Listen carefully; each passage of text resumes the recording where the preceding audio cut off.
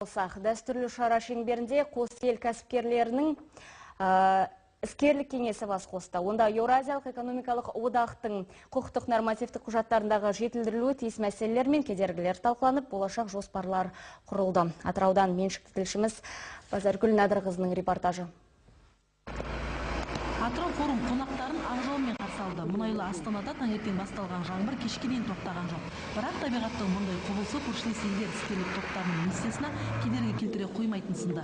Ресейдің сауда-өнеркәсіп палатасы мен Қазақстанның ұлттық кәсіпкерлер палатасы өкілдері ортақ нарықтағы кедергілерді жойып, байланысты жетілдіру мәселесін талқылады.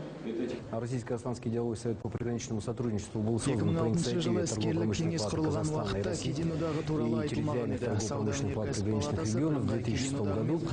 Учредительный съезд проходил в Алтайском крае, в городе Белокуриха. И нужно сказать, что в 2006 году разговора о создании единого таможенного союза еще не было.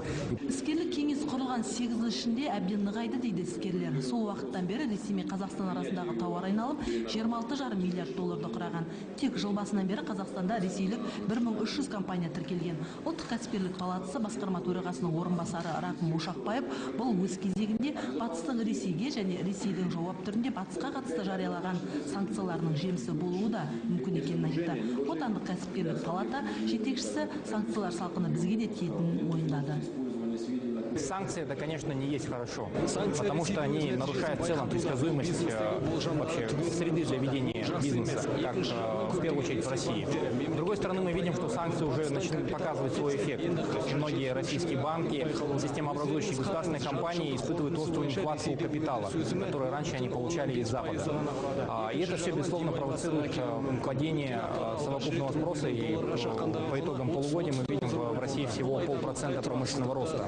Ал ресейлік тараптың болжамы басқа, олар санкцияның Қазақстан мен Ресей әріптестігіне айтарлықтай ықпалы болмайды деп отыр. Если и повлияют, я думаю, что особого влияния, наверное, безусловно, экономика Российской Федерации ощущает. Я думаю, что в последующем будет ощущать, если санкции не прекратят свои действия и не будут отменены. Безусловно, влияние заметно, да, то есть товарооборот с Европой, то есть вы понимаете, что вектор... Дүйдірғамен кеден одақ аясында топтасқан мемлекеттердің кәсіпкерлері арасында да түйткілдер бары жасырын емес. Мысалы, оңтүстік Қазақстан облысындағы Кентау трансформатор зауыты өнімін Ресейге экспорттай алмай отыр.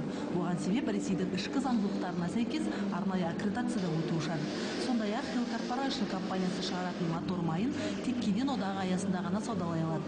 Ал шетелге экспорттауға құқықтық нормативтік құжаттарда бекітілген ережелер келеді екен. Осыған орай одағы аумағында қызмет ету бойынша құқықтық нормативтік құжаттарды жетілдіру мәселесіне баса назар аудартылды. Сұрамаған ғой. Ол өкіметтер бірінші өздері қарайтын еді, ана кәсіпкерлерден ұсыныстарды сұрамаған шығар, мен білмеймін. Қазір кәсіпкерлерде қиыншылықтар туындап жатыр да, олар осындай проблемаларды айтып жатыр. Осындай өзгерістер бар, осындай қиыншылықтар бар.